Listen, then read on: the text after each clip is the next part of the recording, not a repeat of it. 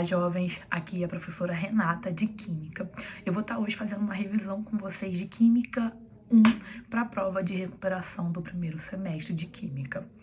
Para começar, eu queria só destacar os conteúdos que vão ser cobrados na prova dessa frente. Vai cair radioatividade, cinética química e equilíbrio químico. Dentro de equilíbrio químico, eu queria destacar a constante de equilíbrio químico e o princípio de Le Chatelier. Então, vamos começar. Eu separei algumas questões para a gente poder revisar juntos e daí ir tirando o conteúdo também. Essa primeira questão aqui, ela fala assim: uma série de desintegração radioativa natural é um conjunto de elementos químicos com núcleos estáveis, que segue uma sequência ordenada de desintegrações espontâneas, as quais emitem partícula alfa, tá lá em cima a massa que é 4 e a carga que é mais 2, e a beta, que a massa é 0 e a carga menos 1, até que se origine um núcleo estável de chumbo. Então, eu tenho aí a minha série de desintegração radioativa natural. Ele quer saber a quantidade de partículas alfa e beta ao todo nessa série de desintegração. Então, vamos fazer só uma revisão aqui antes, que é o seguinte, olha só. Vamos supor que eu tenho um átomo, que o número de massa dele é A. E aqui embaixo, o número atômico dele, eu vou colocar Z, que é o de prótons, tá? E aí ele vai emitir uma partícula alfa. Partícula alfa, massa é 4.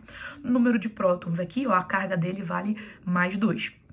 Logo, o novo elemento formado aqui, ele vai ter uma massa com 4 unidades a menos e a carga vai ter 2 unidades a menos também, tá? Porque, galera, se a gente pegar, ó, A tem que ser igual ao somatório da massa de quem foi formado do outro lado. Aqui o Z tem que ser igual também. Então, por isso que se uma partícula alfa tem 2 de carga, o novo elemento vai ter o quê? O Z menos 2 para carga, beleza? E a beta, olha aqui, ó, pegar um átomo X, novamente, A e Z. Se esse átomo X emitir uma partícula beta, 0 e menos 1, o novo elemento formado não vai modificar a massa dele, tá? E a carga dele vai ter uma unidade a mais, porque aqui é menos 1. Então, menos 1 com Z mais 1 vai dar Z, tá? Só cuidado com uma coisa, radioatividade, isso aqui não é reação química, é reação nuclear, acontece no núcleo do meu átomo, tá? Vamos começar aqui, então, ver quais foram as partículas, né, ou a partícula em cada um dos processos. Urânio virando tório, 238, urânio, tório 234. Repara que a carga era 92 e virou 90. Então, eu já sei que aqui foi uma partícula alfa, tá? A massa diminuiu em 4 unidades. Olha aqui, ó. Diminuiu em 4 unidades. E a carga em 2 unidades é uma partícula alfa. Já esse próximo aqui, eu sei que foi uma partícula beta, porque nem mudou a massa, tá? E a carga lá aumentou uma unidade, foi para 91, de 90 para 91. Bora lá fazer rapidão. Seguindo aqui, ó, vamos ter outra beta. Aqui, ó, 234 para 230 vai ser uma alfa, tá? 4 e 2. Aqui, ó, mais uma partícula alfa. Outra partícula alfa, né, que é 226 menos 4 dá 222. E 88 menos 2 dá 86. De novo, outra partícula alfa, tá? 222 menos 218 vai dar 4. Então, quem foi emitido aí foi uma partícula alfa. E a gente consegue confirmar também com a carga. Era 86, virou 84. 2 unidades. Aqui, novamente, é a partícula alfa, tá? 218 menos 214 dá 4. E 84 menos 82 vai dar 2. Ele quer o total de partículas alfa e de partículas beta. Então, alfa eu tenho 1, 2, 3, 4, 5, 6 alfa.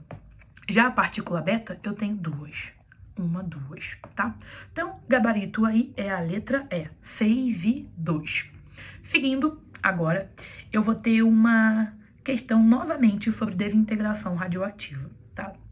É basicamente o seguinte, o tório 234, 90 aqui, ele vai se desintegrar até chegar nesse elemento aqui, que é o chumbo, tá?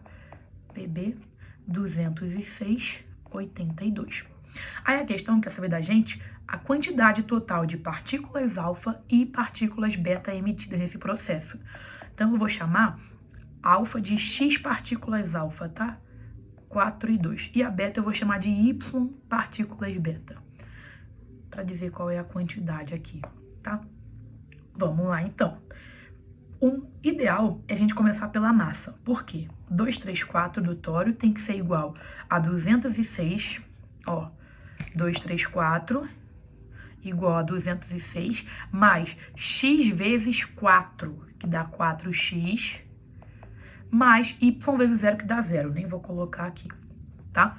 Porque se eu tinha 234 de massa no meu núcleo, e esse núcleo se desintegrou, virou chumbo, e emitiu partículas alfa e beta, eu tenho aí como somar essas massas, tá? Então, eu tenho 4x é igual a 234 menos 206. 4x é igual, ó, 234 menos 206 dá 28. Logo, x é igual a 28 dividido por 4. X é igual a 7. Seguindo, vou descobrir agora a quantidade de partículas beta, tá? Já descobri o alfa aqui, que é 4. X aqui, 4, não, perdão, 7. X aqui, ó, dá 7.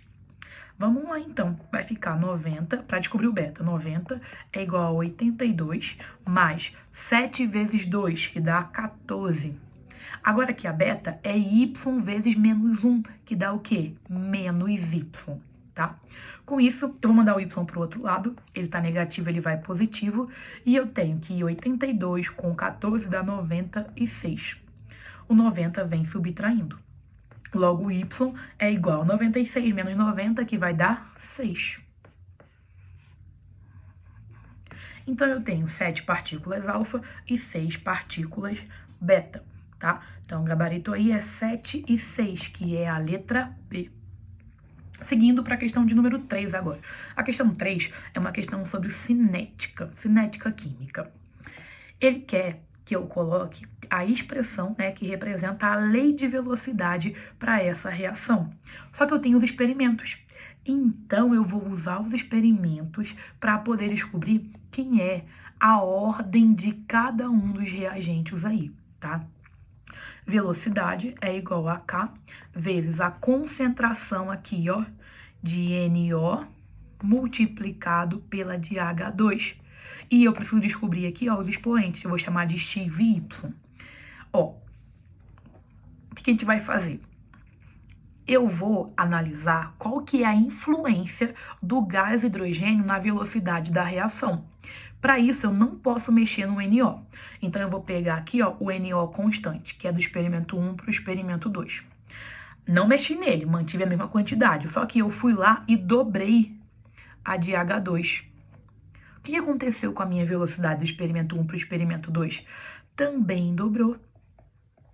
Ou seja, né, a velocidade e a concentração de H2 é de 1 para 1. Dobrou, dobrou. Então, o coeficiente aqui de H2, que eu chamei de Y, é igual a 1, tá? Vamos lá calcular agora quem é o meu X, que é o coeficiente ali do NO. Quem é o expoente do NO. Vamos lá. Para eu analisar o NO, eu vou manter o H2 constante. Repara que o H2 fica constante sem modificar a concentração dele do experimento 1 para o experimento 3. O que aconteceu com a concentração de NO do 1 para o 3? Dobrou. Multipliquei por 2. E aí, vamos analisar qual é a influência desse reagente na velocidade. Se eu dobrei esse reagente, olha o que aconteceu com a velocidade. Ela quadruplicou, tá? Então, se eu dobro a concentração do reagente, a minha velocidade quadruplica. Então, isso significa, olha aqui, ó, aqui é 2. 2 ao quadrado dá 4. Significa, então, que esse expoente aqui, ele vale o quê? 2, tá? Dobrou, quadruplicou. É porque, então, aquele 2 tem que ser elevado ao quadrado para poder dar 4. Então, matamos a questão. V é igual a K, que multiplica a concentração de NO ao quadrado, vezes a de H2 elevado a 1. Gabarito aí é a letra A, tá? Só pra gente revisar, vamos explorar um pouquinho aqui a questão. Qual que é a ordem da reação global? Para eu descobrir a ordem da reação, é só eu somar ali os expoentes. Então, fica 2 mais 1, que vai dar 3. tá? Ah, se ele te pergunta qual é a ordem da reação em relação ao NO. Em relação ao NO vai ser quanto? 2. Em relação ao H2 vai ser quanto? 1, tá? Se ele pede da reação, só você somar aí como eu fiz, beleza? Vamos seguir para a questão de número 4 agora. A questão de número 4, ele deu a reação pra gente e ele falou assim, ó, a lei cinética é de segunda ordem em relação ao dióxido de nitrogênio. Pera aí, vamos montar já a expressão. V é igual a K vezes a concentração de NO2, ele falou que é de ordem 2, né, segunda ordem, multiplicado pelo outro reagente, que é o monóxido de carbono. Só que ele diz que a ordem é 0. Se a ordem é 0, o expoente é 0. E a gente sabe que todo número elevado a 0 dá quanto? 1. Então isso significa, galera, que olha só, o monóxido de carbono não vai influenciar na velocidade da reação, tá? Apenas quem vai influenciar é o NO2 ao quadrado, tá? Aí ele fala assim, quando simultaneamente dobra-se a concentração de dióxido de nitrogênio e reduz a não vai influenciar em nada reduzir a concentração de monóxido de carbono pela metade, porque só quem influencia a velocidade da minha reação é quem? O dióxido de nitrogênio, tá? E aí, ele vai dobrar a quantidade do dióxido de nitrogênio. Galera, se eu dobro aqui a quantidade do dióxido de nitrogênio, vai ser elevado ao quadrado. Tem aqui esse quadrado de fora. O que vai acontecer com a minha velocidade? Vai ser quadruplicada, tá? Então, gabarito aí, a letra E, aumentará por um fator de 4 vezes, beleza? Vamos seguir? Fazer a questão de número 5 agora, que me dá a reação aí, e ele quer que a gente, né, monte a expressão da constante de equilíbrio da reação. Olha só, cálculo de Kc. Só para relembrar aqui, Kc a gente faz quem? A concentração do produto, ou dos produtos, tá? Dividido pela concentração de reagentes. Aí tem que ficar esperto. Se tiver coeficiente estequiométrico, o coeficiente estequiométrico ele vira o expoente. Então eu já sei que esse 4 aqui vai virar o expoente, tá? Só que eu tenho que destacar algumas coisas importantes para vocês aqui. Olha só, que é o seguinte, sólidos não entram na expressão de Kc.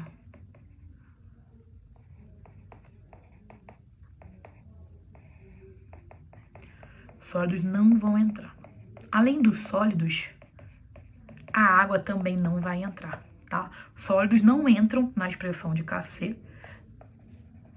E eu também tenho que a água não entra. A água também não entra.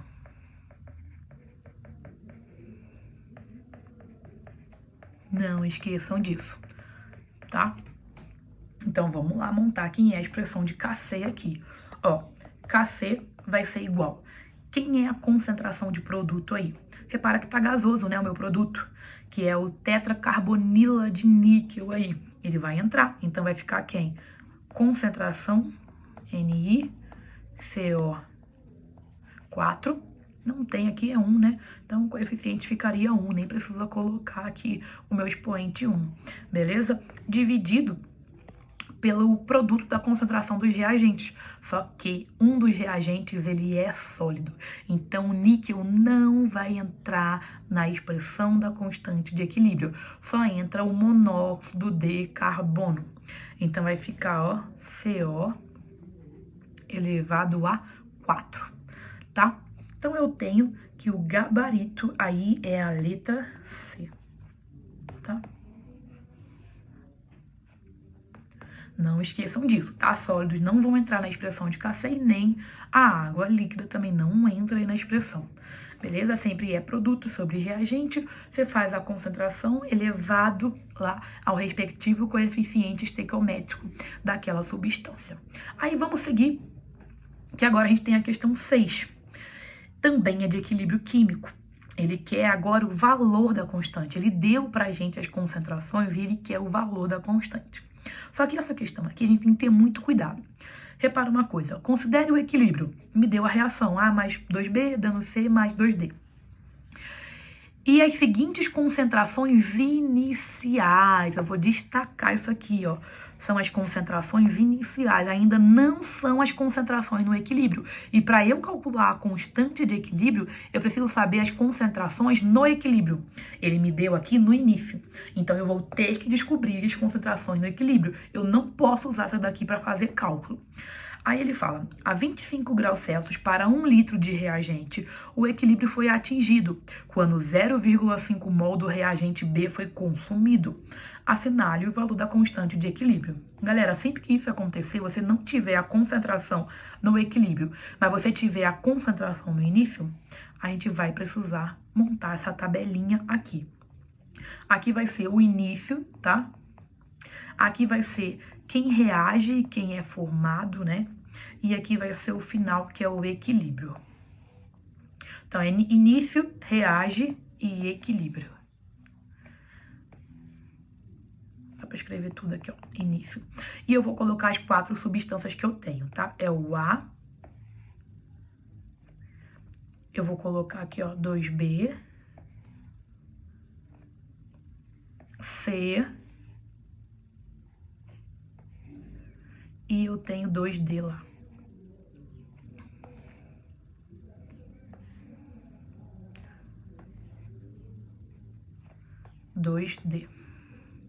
Tá? Aí, seguindo aqui agora, olha só, vamos lá completar essa tabela nossa. Repara que no início, ele me deu as concentrações dos reagentes. É 1 e 1, tá? Se é 1 litro, o número de mols vai ser 1, tá? A concentração é 1 mol por litro, então se eu tenho 1 litro, eu tenho 1 mol. No início, eu nunca tenho produto, então aqui é 0 e 0, tá? Aí a questão fala que o equilíbrio foi atingido quando 0,5 mol do B foi consumido. Então, olha só, 0,5 mol do B foi consumido. Então, ó, o que acontece aqui? Eu tenho 0,5 mol de B, tá? Ele foi consumido, ele reagiu, beleza?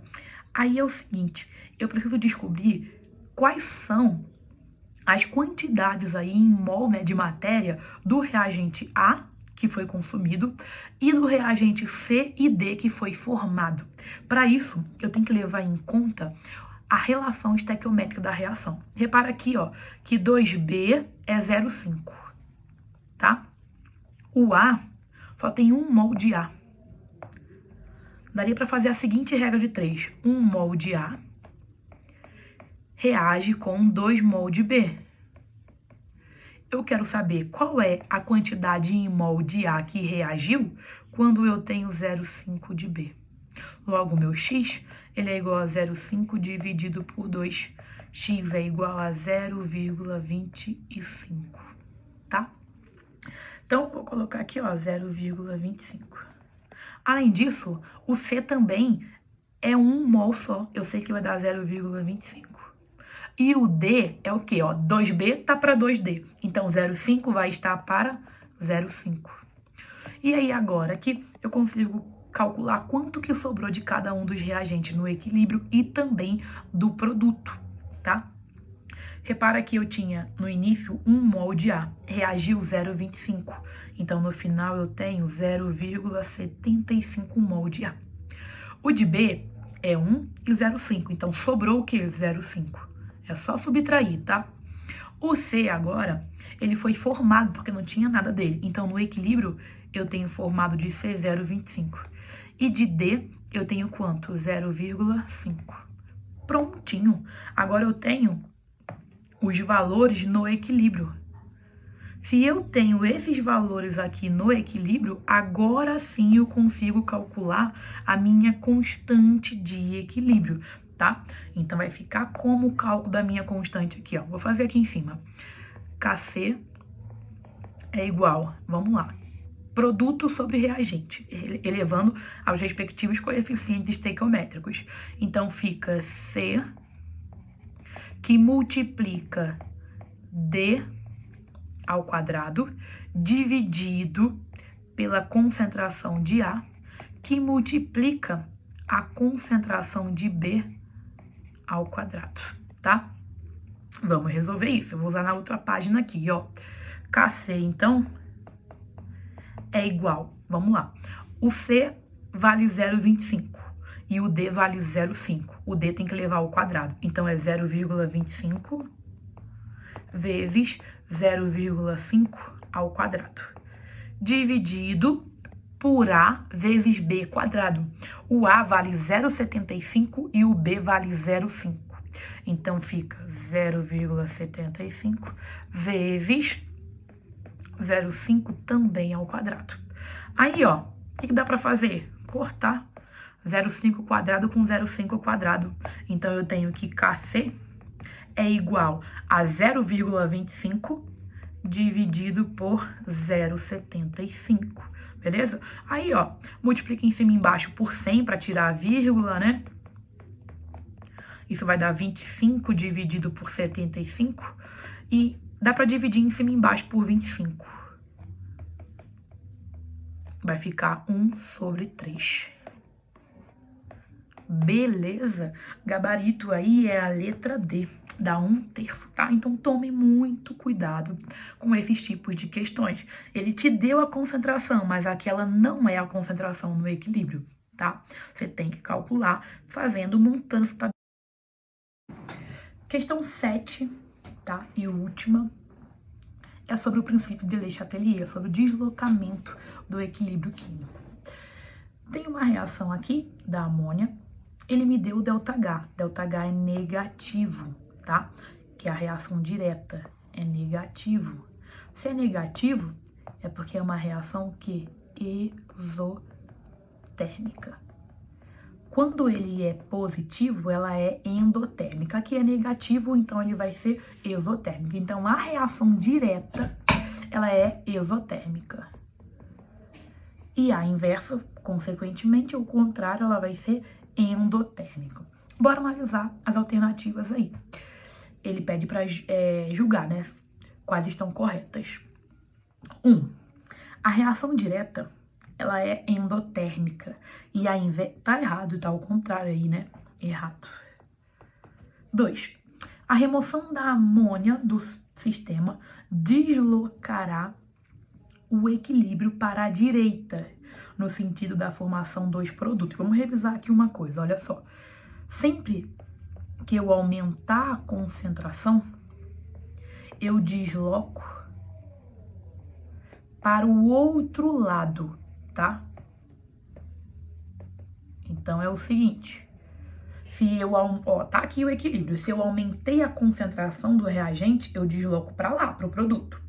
Agora, se eu aumento a concentração do produto, eu desloco para o outro lado, que é para o lado dos reagentes, tá? E se diminuir a concentração, você vai deslocar para o lado onde você retirou ali. Então, é basicamente o seguinte, imagina que eu vou diminuir a concentração de reagente. Desloca para onde? Para o reagente.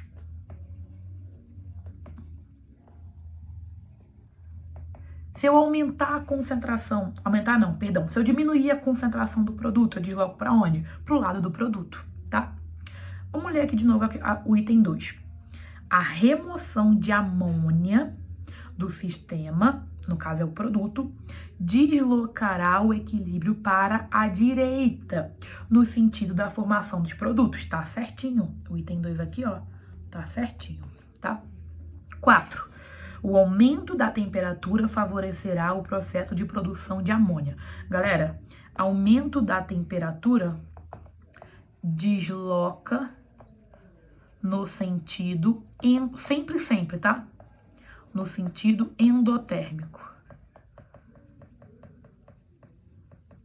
Já a diminuição da temperatura desloca no sentido exotérmico.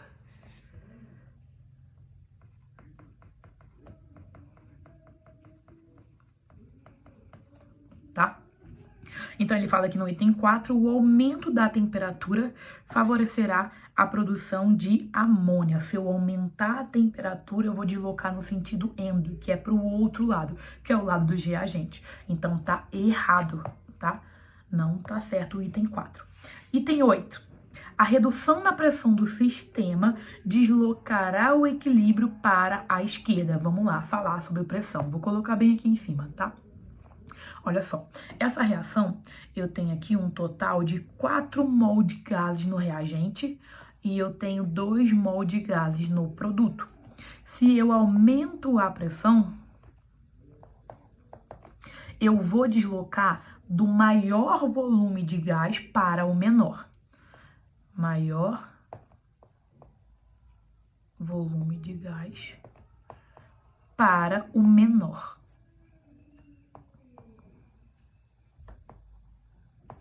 Tá? Sempre assim. Se diminuir, é o contrário. Se eu diminuo a pressão, vai do menor volume gasoso para o maior volume gasoso. Então, aqui ele falou que a redução na pressão do sistema, eu vou diminuir a pressão, então. Se eu diminuo a pressão, vai do menor para o maior. Se eu diminuir a pressão do sistema, deslocará o equilíbrio para a esquerda. Se eu diminuir a pressão, vai deslocar para a esquerda, que é na formação de reagente, que vai ser do menor para o maior. Então, o 8 tá certinho. 16. A adição de hidrogênio em excesso ao sistema favorecerá a reação de formação dos reagentes. Errado, tá? Se você adiciona reagente, vai deslocar para onde? Para o produto, tá? Só se ele tivesse tirado aí algum dos reagentes, aí sim iria deslocar para o lado dos reagentes, tá bom? Então, terminamos aqui a nossa aula. Eu espero que contribua para os seus estudos aí. Desejo a você uma boa avaliação. Tchau, tchau.